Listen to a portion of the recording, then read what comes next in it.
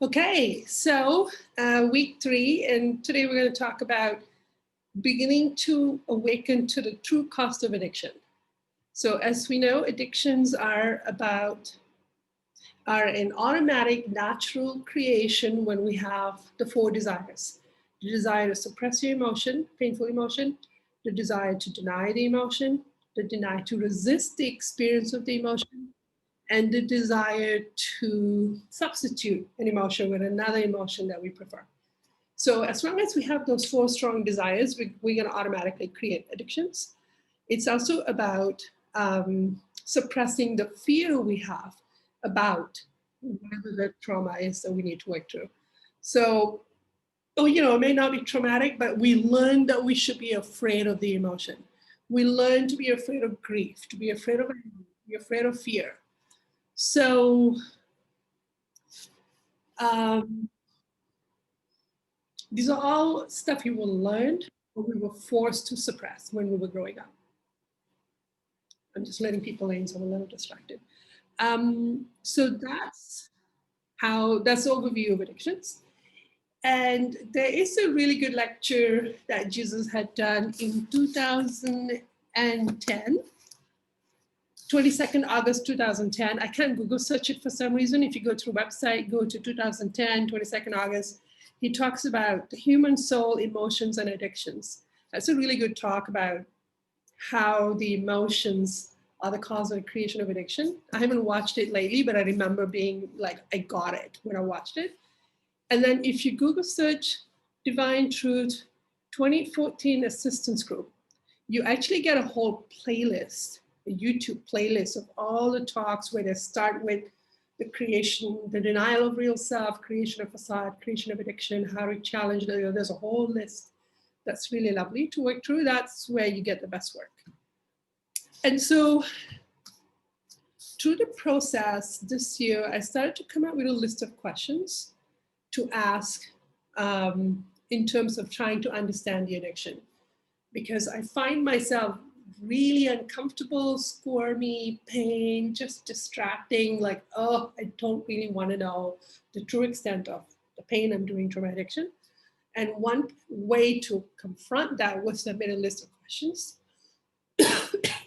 And through getting answers to the question, I started to have a deeper understanding of how much the addiction was damaging me and others. And so I've made like a master list of questions that I shared through email with everyone, but I'm going to bring it up now so that we can go through it together.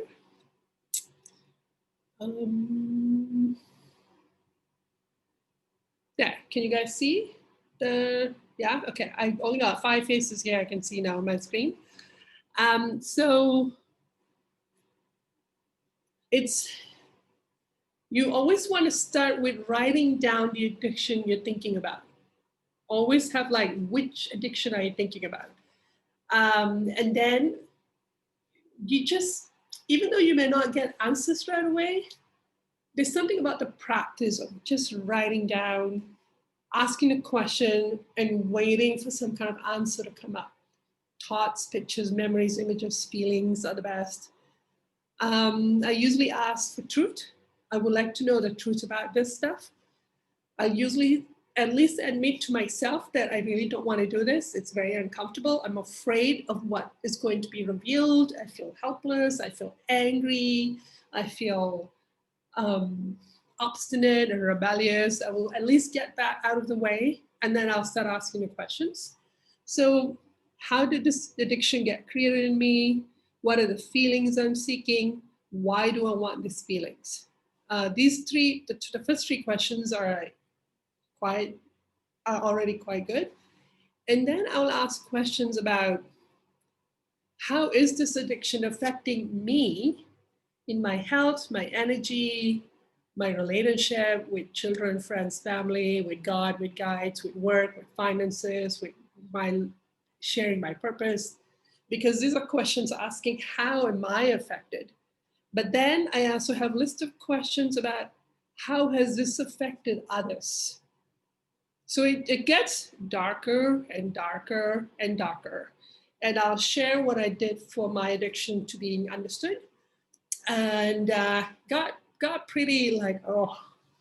And I could feel that I wasn't even wanting the full answer. I just wanted to skim the surface this time.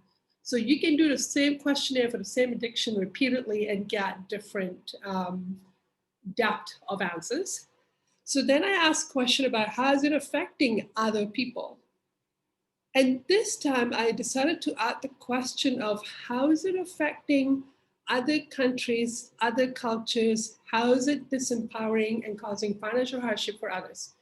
It is an addiction. Like, I just want to be understood. How could that possibly be causing financial hardship for other people? That's the intellectual perspective, but I got curious because I believe that if we can stop our addictions, that will give the most benefit to the disempowerment that other people are living in other parts of the world, in other gender, in other culture, other societies, other countries, continents. It will have a very profound impact. And if we want to heal the environment, stopping the addiction alone will create a lot of healing for the environment. And then as you awaken to addiction, you start to have a desire to correct what you've done. So now you're really contributing to helping the environment. And if you're still in your addictions and you're trying to take steps to heal the environment, my guess right now is that the damage is worse than the help. That's my guess. I'm still exploring that. And so then I always ask, what are my blocks to stopping this addiction? There's always some kind of fear, something isn't there. And by this point, I'm quite desperate with the truth I've received. So I'm even willing to ask God, even if I don't have a good relation with God, or I may not even believe in God all that much. But at this point, you're asking for help, you're getting desperate. And then I ask how my guides can help me. And then the last three questions. So I feel the first three questions and the last three questions are a good start right there. What are the benefits of stopping this addiction? What does it feel like that I'll have to give up this addiction? Because now we need that sob story, the self-pity, the sadness, the depression. We need it to come out. And what do I feel my life will be like without this addiction? So now you have hopefully a strong desire. I have got to stop this addiction. And so now you're beginning the process of what feelings you need to start feeling into. And these two last questions, I was awakened at 3:30 in the morning and told, please add those questions. I had to get up and write this down at 3:30 in the morning. It was that important that these questions were added. So that's where I'm at. Questions or comments about these questions before I move on to sharing my dirty laundry? If you want to click the raising hand button.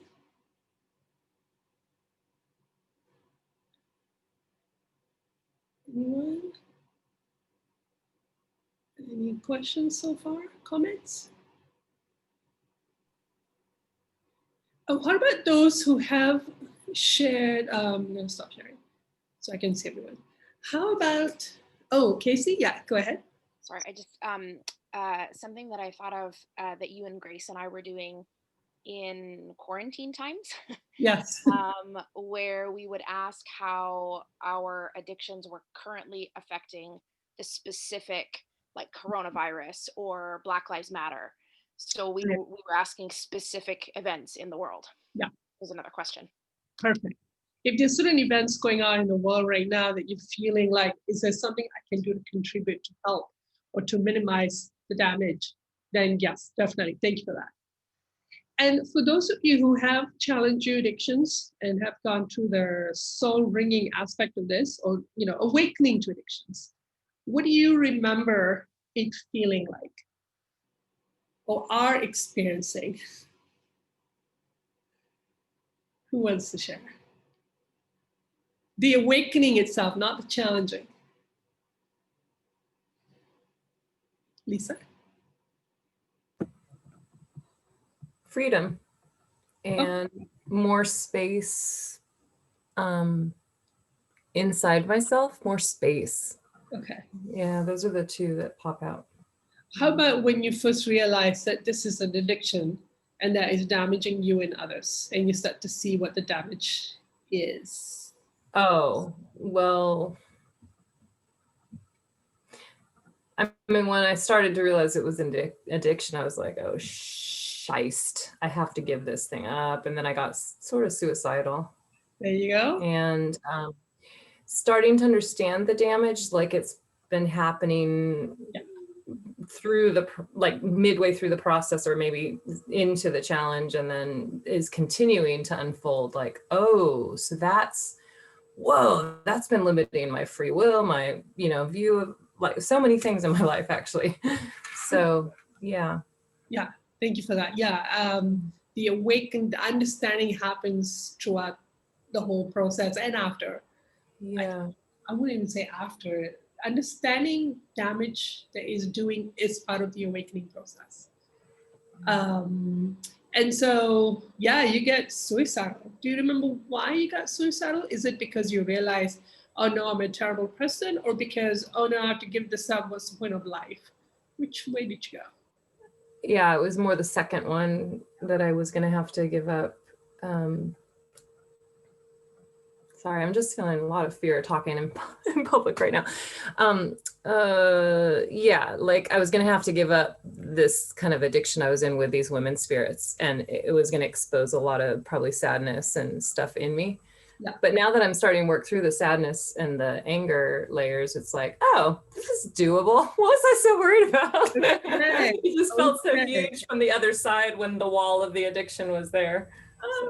Remember that, folks. You will get to the Yeah. other side and go, why was that a big deal? Now, going through it, some emotions are pretty painful and uncomfortable. But then most times, we're probably going to realize that the addiction did more damage than the emotion we were avoiding. That could be a good understanding we have. Yeah, I don't feel like I've fully understood the full damage that I've done to others or myself about this, or the environment. I really haven't. I know. And these are the blocks that we're going to come across. And that's why I came up with the forum, because if I could see the full damage, it would grow my desire that I've got to get to the bottom of this. As a way of, confronting. But then, what are some of the places you think you would go into when you realize you're doing damage? What do you think will come up for you? Are you asking me in particular, or everybody? Anyone. Yeah. Get the pressure off of you, Lisa. Anybody else who want to share? What do you think you'll feel like once you start to awaken? Hadith's awakened some addictions. I know that.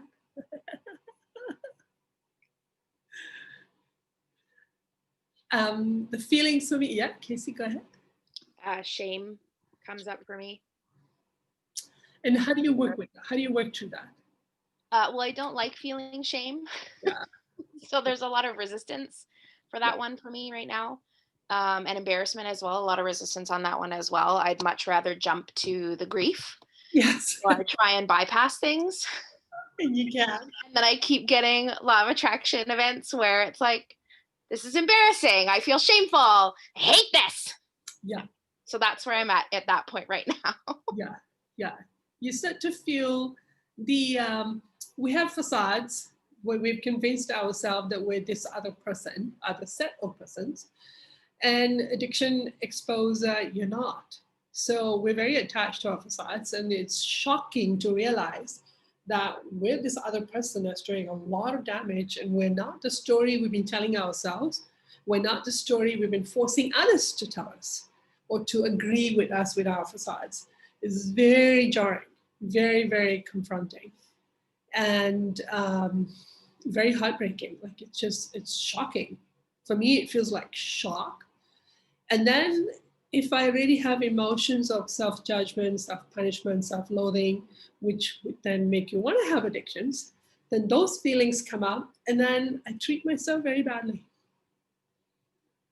Do you guys remember how you treated yourself as you became aware of addictions? Where did you guys go?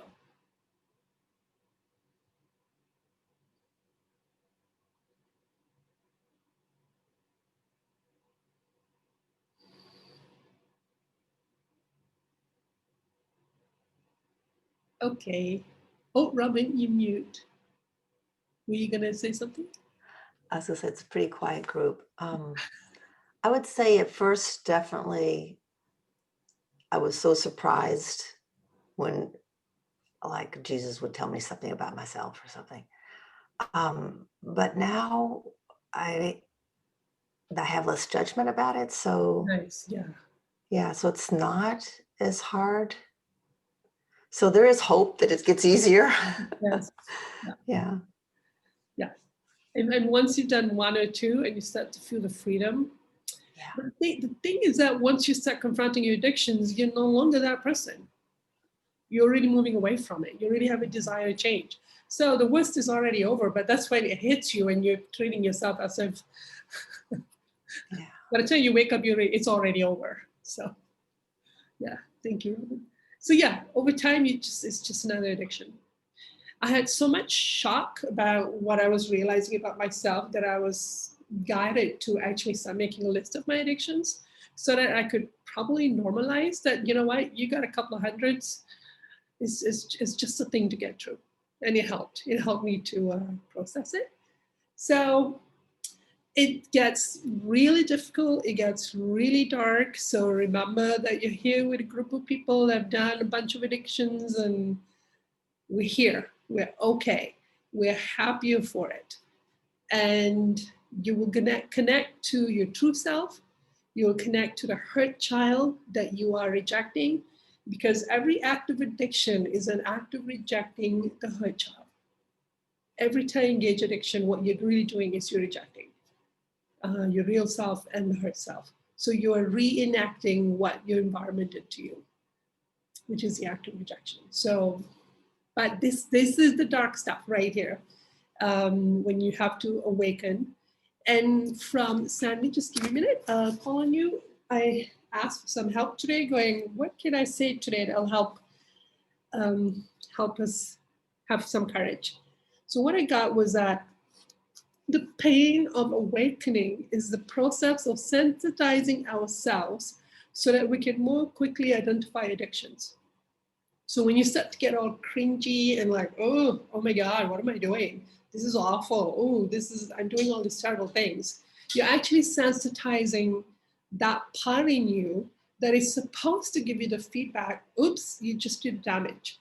So it's good to get comfortable with that exposed nerve kind of pain, because then you're quicker to realize something feels off and icky and uncomfortable. And was I just in an addiction? What just happened? So it's a very good thing. And that addiction leaves everyone hungry and worse off.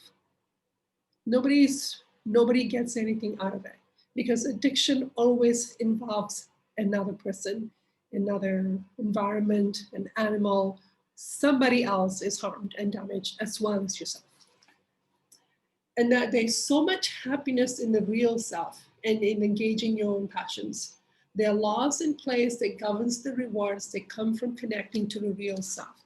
So whether or not you think that the environment, that the people will react positively to you being the real you, there are laws in place that do respond to you being the real you, and there's some beautiful rewards from it. That's one of the things that when you're confronting addiction, you're saying, nobody wants my real self. Nobody wants what I have to offer. What's the point of it? So this helps you to have faith in that. Sandy. Can you hear me? Yeah. Okay. I'm just wondering, like, is everything an addiction? Because when I, like, now that I'm starting to see through things, Yeah. I kind of get depressed and down sometimes, because I'm like, well, my entire freaking life is an addiction. Like, I mean, like, where do you even? Yes. And then I wonder if it gets me then to, like, I have seen the validity in all the teachings and stuff, but it then just gets me to question, just like, dude, like, come on, like, this can't possibly, like, be possible. Like, maybe we're over exaggerating, or maybe by labeling something an addiction, you're manifesting it as an addiction, but it's not really an addiction. So I don't know. What are your comments on this? Can the others that are really laughing here contribute some ideas or opinions? I know why we're laughing, but yeah. Anybody? Casey? Hi, Sandy. I've just been going through this as well. And Okay, cool. as I was kind of getting to the tail end of it, I'm like, oh my God, I've been in a temper tantrum about addictions, period. Yeah. Yeah. Why is everything an addiction? Why do it feels like I have to give up everything? It feels like my whole life is going to change. I'm never going to be the same me. Yeah. I'm never going to have what I like. I'm going to lose all my friends. Yeah. Yeah. So it's part of the process, Andy. And Grace? I agree with all of what Casey just said. I've been through all of that as well. But for me, as also there's like a huge temper tantrum that I've had at God. It's like, why did you create free will then? If I'm just gonna go around like shitting on everybody, like why did you do that then? Why did you create this system where I can go around like over and over and over harming other people, harming myself? Like, what is the point of this then? Like, why? So yeah, I get that. Why did you stop me? Yeah, exactly. Okay. It's a hard system. Yeah, the system's broken. I'm going to come up there and show you how to do blah, blah, blah. So very helpful to tantrums, Andy. Lisa? Just to tag on to what Grace just said, I've been having that same temper tantrum lately with God, like really getting into it. And like, it feels so good to get that anger out about free will. And then what's happened is if you keep with that tantrum, like what I've been feeling the last few days is like, oh my God, I have free will. I don't have to feel that emotion right now. That feels so freaking good. Like I'm getting excited about my free will, which there was a lot of rage about like the stupid system, but now I'm starting to see this beautiful gift that it is and getting really excited. And then it's allowing me to process more things. Like Robin pointed out something the other day, because I won't go and just be loud and have a temper tantrum in her house. And so I was like, yeah, I don't have to feel that emotion, Robin. And I was like, wow, that feels so good to say. Yeah. And then she's like, well, maybe you should, a few minutes later, we're continuing to talk. She goes, well, maybe you should go have a tantrum about that. And I'm like, yeah, I think I should. And then like I started stomping off and I was like, fuck, I have to have a stupid temper tantrum. Like I had to tantrum about having the tantrum and then I went and had the tantrum. So it was, I don't know, I'm getting unblocked around the whole thing.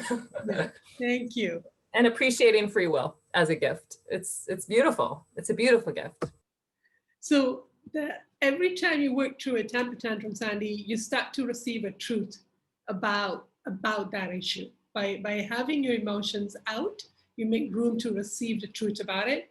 And so we do end up coming to a place of understanding responsibility and that actually it's a gift, that now it becomes a gift. Yeah, so yeah, I can't remember now some of the turnarounds that's happened around it, but there are lots of steps I had to take to get to this place where I'm saying, okay, let's go. Let's do this addiction thing. It has to stop. I have to stop. I have to stop the addiction. It's going to be rough and uncomfortable and fine, let's get on with it. So lots of temper tantrum have been out of the way. And yes, Sandy, you do realize that everything is an addiction. It's pretty devastating. So how does that feel, Sandy? I don't know. I mean, I don't really feel like there's a choice at this point. Like it is what it is. Like I am here, the addictions are here. I mean, it's just best, I guess, to figure out a way to work through them. But another question I'd like feedback on is like when you're going through the depression phase, yeah. How do you like function as a human being?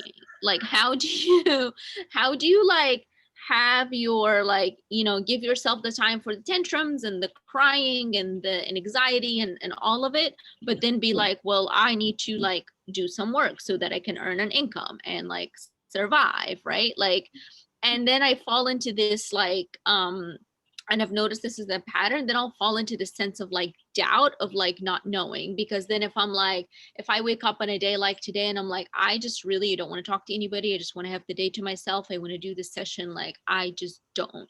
But then, I'm a chef, so I cook. So then I get an order for stuff. So then the debate starts and it's like, okay, so like, what are we going to do now? Like, are you not wanting to take this order because you're being like maybe like lazy, and you're like falling into like you're giving into all this pain and these emotions? Or do you want to, do you want to have a break but you're not allowing yourself to have a break? Like maybe you should get up and do something and that will take you out of depressive mood. Like I don't know, like I don't know what to do. And that is part of the process. When you start to work out and start to go into all this different direction, that is part of the process of discovering who you are and how you work. That is like, I don't want to give an answer. But that exploration is how you start to discover who you are and how you work. And as long as, what I find is, as long as I'm emotionally honest, I can manage the day. I can go about, like, if I'm honest with, I feel really depressed right now and I feel there's no point to life. Okay, that's how I feel now. I'm going to go cook something. And you're staying in the feeling somehow. You're not pushing it down. There's actually, I found many times when I actually end up feeling energized, going, I'm supposed to be depressed. Why is the day going even easier? What's going on here? Because now you're into truth, you're in emotional truth, and you are able to actually receive love and support and energy. I don't know how that works, but something happens. Robin? I would say that if you truly wanted time to feel stuff, then Oh, yeah. then you just, for me, it just, I notice with other people, when they truly want time, that just becomes a priority, and God, it just feels like God just made the time for you. So for now, where Sandy's at is this feeling of, I don't have time, emotions are not important, they're a waste of time, which is what you learn from your environment to create the block. So then, thank you, Robin. So then the block to work through is that emotions are a waste of time. Depression is something I'm supposed to snap out of. If you're depressed, you can't function in life. And you start to go, how did I learn that? Can I comment? Sorry. It's not quite that. It's kind of like a different angle to that. So the way that I look at it is, like, I kind of get worried. I don't think that the emotions are a waste of time or anything like that. And I want to. My intention over the weekend was to do like a 3-day retreat with just me by myself. But I fall into a fear of two things. One, the fear that like this wanting to just be in my emotion and sit will like never end. Like I could want to do this for the next month. And then it's like, well, if this is where I am, then like, again, it's like, I feel like, well, I'm scared because I'm like, then I'm never going to get up and do a job and earn money and survive. Okay, so hold on. So you've identified two fears. And when you're in the fear, remember, oh, I'm experiencing an emotion called fear that I now need to process. Don't go in the story. You don't need to solve it. You're in the fear of, I feel if I surrender to this emotion, this will never end. Experience it emotionally and get rid of it. And the other one is, if I surrender to my emotion and process it, I won't be able to survive and take care of myself. That's another fear, which have been given to you by your early childhood environment. So then you just go, oh, it's a fear. I'm just going to process the fear. This will never end. Let's just get rid of it. And then you start to have a different perspective. Because right now you're trying to solve the fear. No, fear you just get rid of. And then by the time you get to the bottom of it, usually there's nothing left to solve. Yes. And you're not constantly fighting yourself in trying to get into the emotion while the fear is trying to tell you a lie that you're supposed to be supposedly responding to. Fears, don't solve it. Get rid of it. That's some of the boundaries I have with myself now, is when the fear gets identified, I tell myself, okay, thanks for the story. I'm good now. I'm just going to get rid of the fear. I'll come back to the story later. It's usually there's nothing left to talk about. But when we're in fear, we want to argue and negotiate, and we want to do all that stuff. So I'm being as firm with you as I am with myself. Like, no, that's an emotion called fear. Nothing left to talk about. Yeah, we can do it. Robin? So if we were trying to solve our fear, wouldn't that be us developing more addictions? Yes. Yes, thank you. That's right. Because Yeah. then you're now going to need another addiction to suppress that. That's right. Thank you. Which is what addictions are about. It's about suppressing fear. Okay, so really good question, Sandy. It's things we forget because we've gone through some of the processes and we forget what it was like when we had to go through all of those layers and blocks and release them and free ourselves for the next step. So now I'm going to share, oh God, I'm going to share what I got for my addiction to being understood. Where is it? There it is. So here are the questions I asked.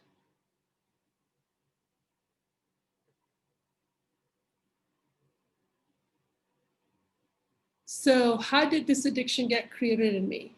And I started to feel emotionally what was happening in my childhood, the neediness, the pain that was driving it, that I desired to be loved, and I saw I can only be loved if I'm understood and if my motivation is understood, because I have a parent that constantly misunderstands what was going on and all kind of terrible things happened to me.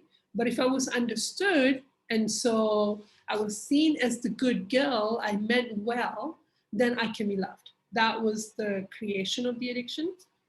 And then the feeling I'm seeking, which is different than the addiction, is I'm seeking a feeling of connection. And as I'm writing these answers, I'm surprised. I'm like, oh, I did not see this is where it was coming from. I'm seeking the feeling of connection, acceptance, and being seen as somebody that's good and worthy of being included and loved. And therefore, when I'm challenging my addiction and I'm going, ooh, I'm not a nice person after all, it goes into a very dark place because I had this fear driving a different addiction.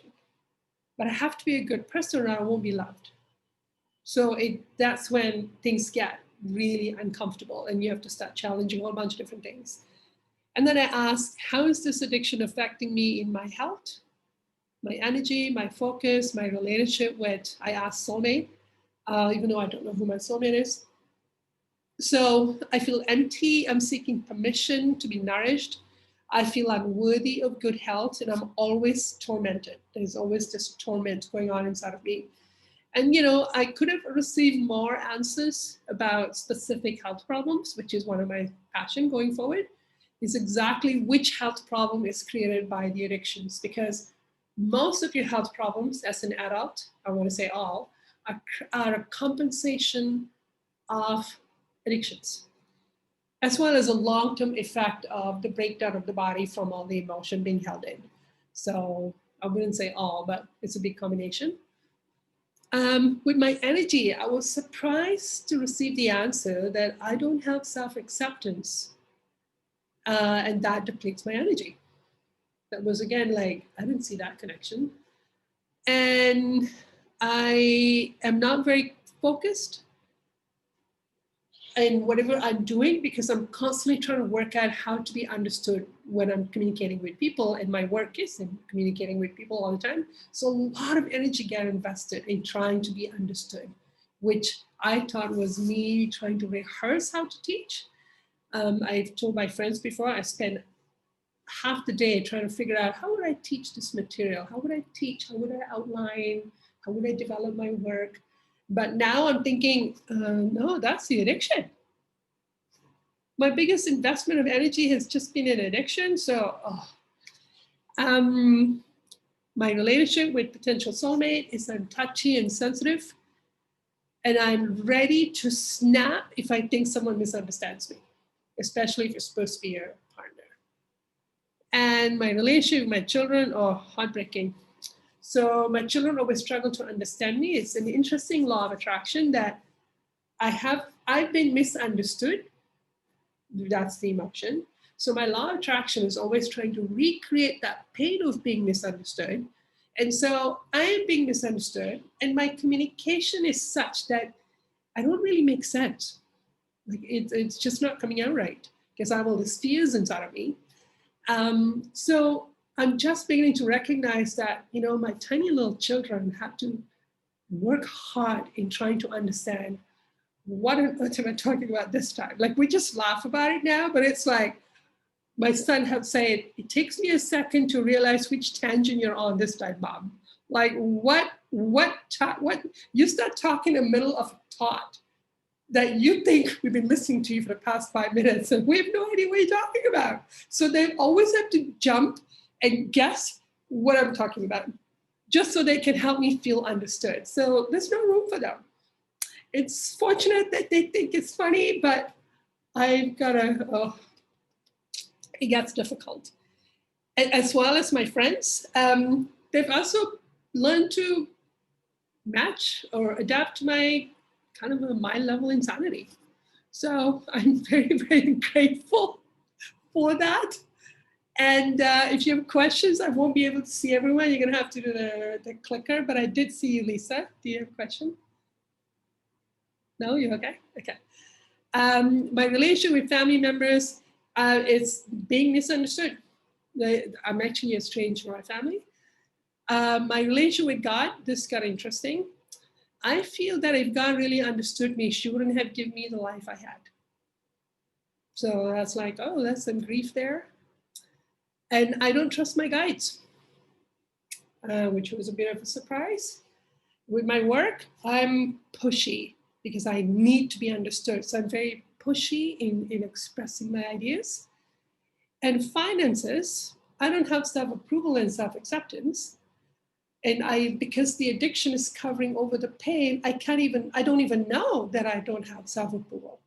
So that emotion being buried by the addiction doesn't get healed, and I'm not feeling worthy of abundance because I don't have connection to the emotion and processing it.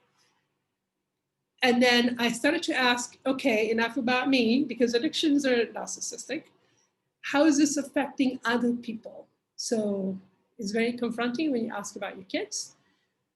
I need to check with them. I'm too embarrassed right now. I feel a lot of shame, but I'm going to ask them, hey, how does it feel? What is it like for you that I start speaking in the middle of a sentence? Like, this is what I feel you feel. Is this what it's like for you? If I feel like I'm going to have a good cry first before I can even ask them that. And then how is it affecting my intimate relationship that I now don't have? The anger is very harsh. There's always a lot of anger driving addictions. So my soulmate's feeling the brunt of my addiction. So obviously that person should not want to be with me right now. It's a good decision. How's this affecting my friends? People are not able to have their own emotional experience because they're always needing to help me feel that I was understood. It takes away, it robs from them their ability to have their own process. And I'm not very sensitive to this addiction yet. I'm just beginning to see that there is something going on here. Then I decided for the first time to ask the bigger question: community, country, other countries, and it got really dark. I am the one holding myself back from contributing and joining society and country. I live a very isolated life. I have a handful of friends, and I'm just sitting here basically sulking for the 29 years I've been in Canada because I feel I'm not receiving the addiction or being understood. And so I'm tantruming. And I never realized this until I started to go, why do I get so frustrated when my cell phone spell check is a mistake?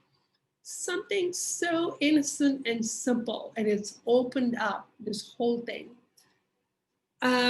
So I'm also then selfish and not wanting to get to know other people in other countries and other cultures. And I don't share myself. Like, unless I get my addiction met to being understood, I don't care about them. I only care that they want to understand me. And so there's no connection. And this got really difficult. How is it contributing to disempowerment and financial hardship for others? People that we Western countries have convinced that they are less than, it's not a real thing, but less than, they feel our demands, my demand, that I'm more important than them, and they need to make me feel understood. My emotions are more important than theirs. And I'm working with a group of refugees who are in Kenya, the Ugandan. And I found it very interesting that I'm trying to, give my time and energy to help them cope. But they're always asking, how are you doing? How are your kids? How's your life? What's going on with your work? And I'm thinking, what are you talking about me?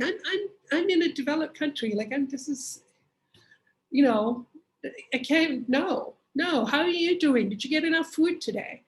But only yesterday, when I asked this question, I understood why they feel this pressure that they need to make me feel understood. And they need to ask me about my life and my day. I'm more important here. They need to meet my addiction. So that was pretty confronting to see. Environment. I'm going to be asking this question from now on for all addictions. I have a huge demand that movies and songs or books are written that make me feel understood. I demand the products be made that make me feel understood and validated in my demands. So if you have a product that is exactly what I was looking for, then I go, oh, I feel understood. You made something I really wanted. That meets my addiction.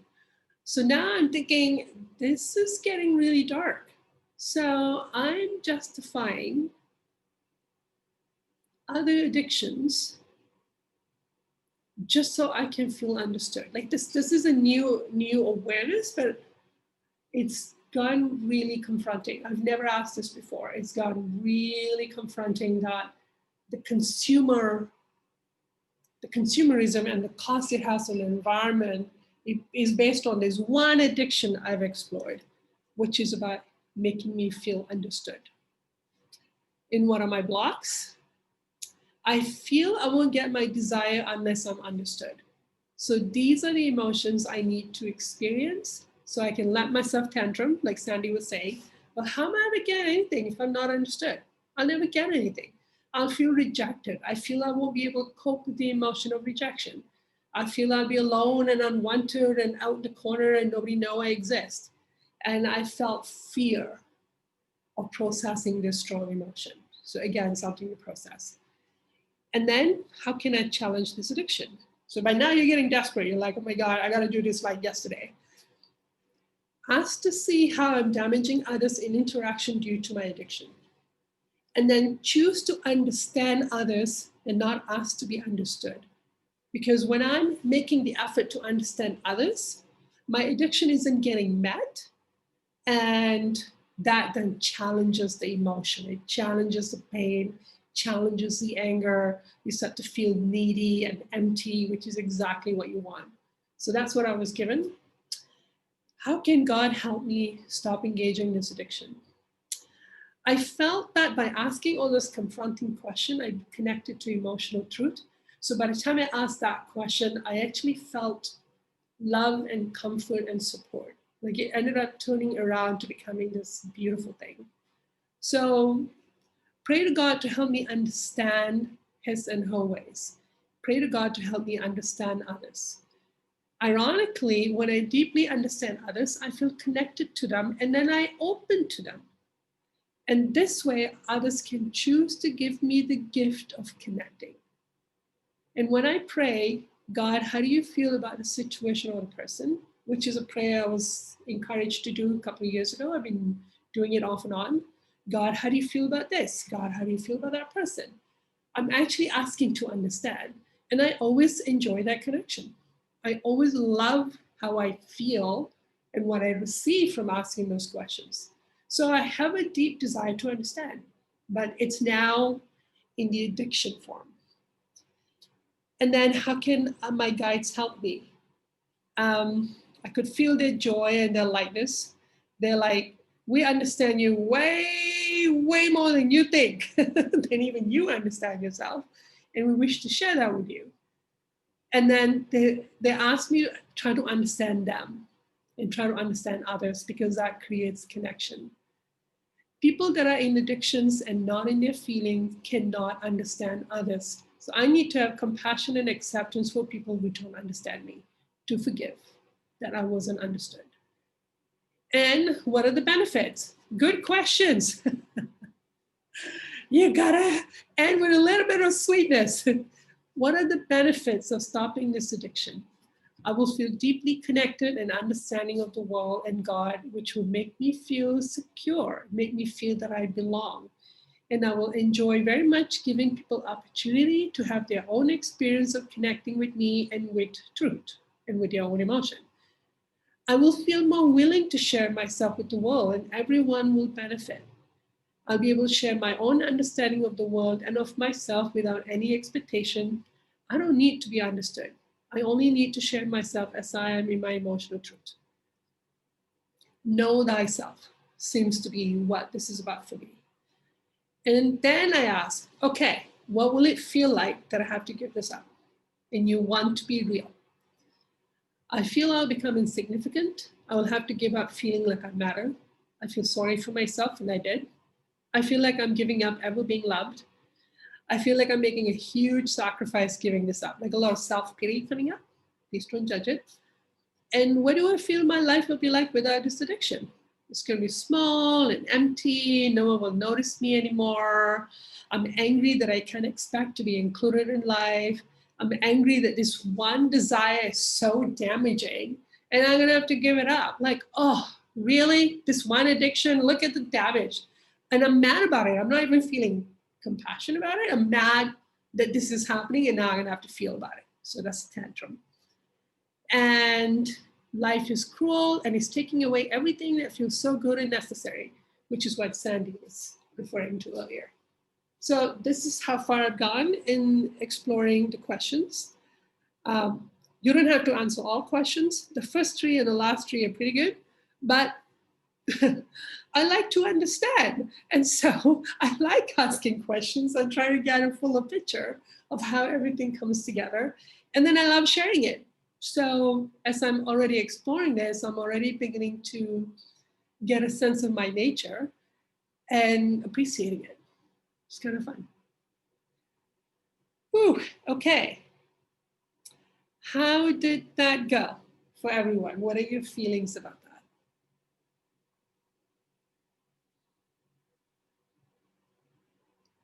Casey? I think I've already said this in this call, but I'm going to repeat myself.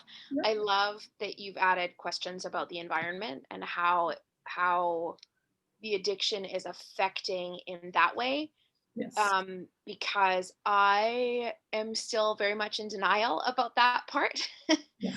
I'm willing to see how it affects my partner, my pet, and like maybe my parents and my sibling. Yeah. And that's kind of it. Yeah. I don't want to see how it's affecting the rest of the world. And why is that? I feel like there's a lot of fear underneath that. And then probably shame as well. Because as I mentioned before, I don't like to feel shame. Yes. And I don't want to feel like I'm an awful person. So okay. Now, so what do you feel like? For me, for the first time, this is the first time I ever went that far. So now I'm driving products. Sorry, Mila, your sound dropped off for me. I don't know if it did for everybody else. So I missed part of what you said. Was the sound okay for everyone? No, maybe it was my connection. Sorry. Okay. So I'm realizing that I'm actually driving demands for products that is harming the environment just out of this one addiction. So what would it feel like for you to realize that?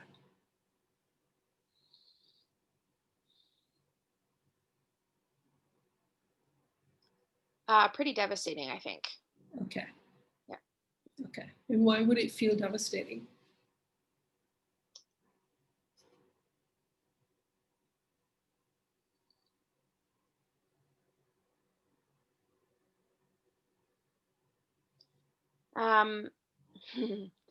Because I have a facade that I care about the earth and I care about the earth's resources, and I can't be one of those people that waste resources in the world. Yeah. Not only waste but damage. Yeah. Very, very confronting when we have this kind of facades, and yet the act of stopping your addiction is love for the environment. Just remember the plot twist right there. The moment you start to feel it, you're beginning to stop. So the moment we start feeling terrible, we really stop being that person. But it's just stuff you gotta have to feel about. Yeah, it's very devastating to see the full impact. It's like there's a shock you have to go through. And then you're going, oh, my parents were right. I am a terrible person after all. And now you're like, oh, there's a hurt self coming up here, and self-loathing and self-judgment. And then you have to detour and work on, oh, I'm in self-loathing. I got to process this and get rid of it and then come back to the addiction. And I go into self-punishment. I go, okay, I got to stop that. And then there's a judgment piece. Usually I'll stop the process and go work on it because that is interfering with my ability to compassionately accept myself. And then it also helped me to have the same compassion for others. It's very, very productive, like what you saw last weekend. It was like, oh, I know that. I know that anger, I know that reaction, I know that arrogance, and I can feel for like, that is what I am like, that is what I have been like, I will be again in the future when addiction get confronted, there's all the justification. So I could feel compassion and acceptance that, yeah, that's what it feels like. But how am I going to treat that hurt little kid? Because I learned from mediumship actually with Robin, one of our sessions, that when I judge, I'm judging the child. And it was like moratorium. We're not doing that. I will not hurt the little kid. I will not hurt me, the little kid. So the process of awakening has created a beautiful connection between me and the hurt child. It's really, this is where your compassion and acceptance and all of those lessons of truth comes true, is when you're awakening to pain. So that by the time you get to the hurt child and trauma, you've already changed a lot. It's quite beautiful. Robin. Well, you were asking how we felt about your example. Yeah. And I do remember feeling more so like your example, like this is awful, I can't feel this, blah, blah, blah, Yeah. But it does get easier. Okay. You gain faith. Okay. You know it's going to be good on the other side of it. So you become more eager and you don't feel like you're going to die from it anymore. You're like, oh, this is going to be good. I found something. Yeah. Yeah. So yeah. I get excited about discovering another addiction, going, oh, another addiction, let's go. But the process of seeing the full extent of the damage, I'm still having some harshness around it.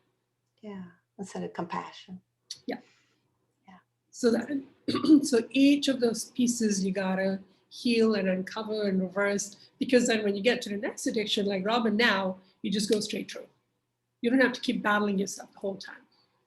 Well, I still have resistance, but it's much less. And I'm like, oh, I'm resisting and it'll be good. So I should stop resisting. That faith right there. Yeah. So what are the benefits you've discovered on the other end of the addiction when the addiction is no longer being engaged? What is it like? There's a lot more clarity. Okay. Peace. Okay. It does feel like freedom. Okay. Like you're not bogged down with, is it confusion or anger? It's just, I would never want to go back. You will never want to go back. How many of you have gone through this addiction and go, oh, I'm never, kill me, whatever you do to me, I am never going back to that. Yeah. Yeah. Okay. And then are you also experiencing positive rewards from having now maybe more connection to your real self? Okay. Yeah. Okay. It'd be great if you can remember some of those, Robin, and share with us next time. Like, what positive rewards am I experiencing from? Well, a lot of those memories that we're so afraid to feel just seem to fade away. Oh. Once you feel through it, you're like my husband will say, yeah, I used to talk about your mom all the time, but you don't do that anymore. Because I was angry at her, and it just, all those things that I thought were so awful, it just. Wow. Or, you're like, oh yeah, well, I guess that happened to me. Wow. How So, was that? Okay. yeah, That is yeah. very encouraging because addiction, that feels, okay. For me, my definition of the fear that the addictions are coming over is about I'm afraid to remember. I'm afraid to remember some events because of the emotional bring up or whatever it is that I don't want to remember. That seems to be what my fear is about, that is then creating the addictions. So that's very encouraging that Yeah. someday I'll remember or hardly remember the same events. And yeah. It wow. won't have any effect. You'll have to think about it and go, oh yeah, that happened. But there's no emotional attachment to it. So it's really nice. Like, yeah, I used to complain about my parents a lot and I don't Yeah, go that there is anymore. very freeing. Wouldn't we want that? Who wants that? How many of you going, oh yeah, I could, yes, please. And no more having the law of compensation from engaging addiction. You're not having any pain from it. And then no triggers to remind you of the fear you're still holding on because you released that. No damage of your body because you released the anger about it. Like, lots of goodies. Okay, Lisa. One thing I've noticed about Robin is when I or somebody in the mediumship group points out something to her about her own injuries, like, so she doesn't go into that like truth worth connection that so many of us, like when we get shown something bad, I don't feel like she does that with herself. So she's, you know how Jesus speaks about, we have this really strong link between truth and worth. Yeah. Like if somebody points out something that's an addiction in us that we feel like we're shit, right? So Robin doesn't go there. So maybe Robin, did you work through some of those emotions earlier on about Oh, your I definitely used to be like, oh, if you told me I did something wrong, I'm bad. Oh no, don't tell me that. It was very hard to hear feedback at first. Okay. And But it still is a little bit. I'm like, oh, I don't want to hear that. Yeah. You know, but then I go, oh, that's me resisting, not wanting to feel that. And I have faith now. Faith is its own little thing that just pulls you right through. Wow. And faith comes from having gone through the experience. It does take that. Yeah. Okay. Thank you. Other comments? How many of you like hate me now because of what I just exposed? How many of you going, we're not friends anymore? Okay. See, I feel embarrassed. I feel self-conscious. I feel like, oh, I'm that terrible a person. And that's what it feels like in your addiction. And you actually sometimes start to isolate yourself and going, well, I'm not going to talk to anybody anymore because I'm a terrible person. But that's not how the other person feels when they're, none of you felt that about reading my thing. I felt like, oh God, I got to expose this. Wait till I share what I got around power. Whew, you may change your mind then. Robin. I would say usually when people expose what they feel they're very exposed now. I usually feel, oh, there they are. I can connect to them. I feel connected to you now. Like that's the true person, and we have a relationship now. Yes. And it feels nice when people are their injured self, Yeah, that's the vulnerability, and that's the real person, you're not in facade anymore. Okay, so that's how it's going to feel for you when you start to at least write to yourself going, oh, here's what I journal and got about my addictions, and I'm a terrible person. Well, the other person is not going to feel about you just as you're not feeling that about me in sharing what I've just shared. So, others are also not going to feel, in fact, they're going to feel more open and more love and like, oh, there you are.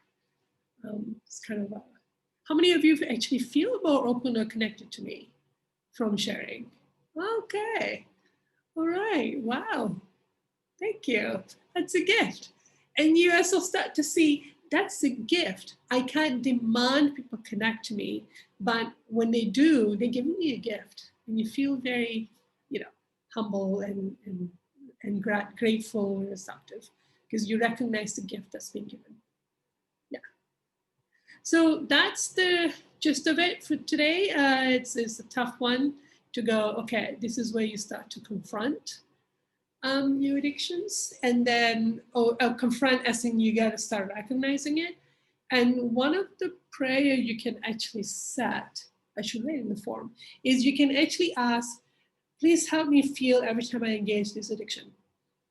And you can actually get a little feeling, a little jolt, a little something, a little disturbed feeling. Something will start to happen for you when you engage that addiction. And yes, one time I told somebody, start to become aware of every time you ask for permission. She walked out the clinic, walked home for 10 minutes, sent me a text and said, did you know that I asked the road for permission if I'm allowed to cross it? Like her awareness of it make her realize, I don't even cross the road. I was asking the road, can I cross? Like she noticed that every step of the way she was asking for permission in some shape or form. So she was shocked with how much she was doing that. So once you realize it, you'll start to see how much you engage it, and it's really shocking. And then you go, am I just a bag of addictions? Is there anything real in here? And you walk through that, and then the real self starts to come out, and your real quality starts to come out, and it's so rewarding to be a real self. Even if it's just 1%, you're going, oh my God, this is so fantastic. What else can I dig up? So then you start to want to discover other addictions. And also this feeling I have now that I'm treating the hurt child very badly by rejecting her, even though she's the angry one, the mean one, and the rejective one, and the vengeful one. And I mean, oh, my little kid's beautiful. But I don't want to ignore her anymore. I don't want to number out. Like it's just, that's what addictions are doing. So you start to have this feeling of wanting.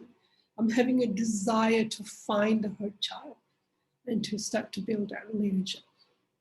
It's quite a beautiful thing. But it's all about desires. Lots of desires to feel about. So the more you discover how, see, I'm engaging my addiction. Sorry, I'm going to stop now. I was just going to engage it. Caught myself. Okay. So any last words? And this will not be like last Sunday. That's what I said. Any last words? What do you guys want to do this week then? What are you inspired to do now that you've got this sharing? I'm going to try that sheet you shared with us. Okay. Yeah. Robert and I love creating questionnaires. Yeah.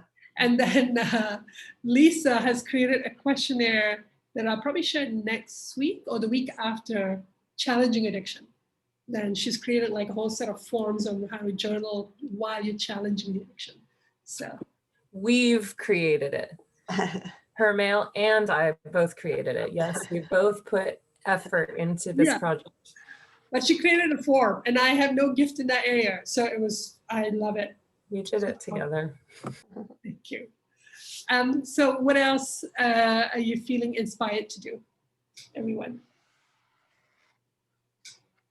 Anybody else? Lisa? Yeah, I want to tease out that worth truth thing more. And like I just had an addiction exposed in mediumship group on Friday with Samir, something about men.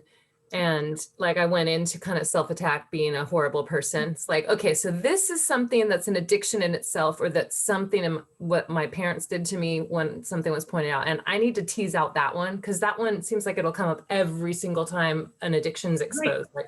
Like shame, self-attack, like go with that one first. Got it.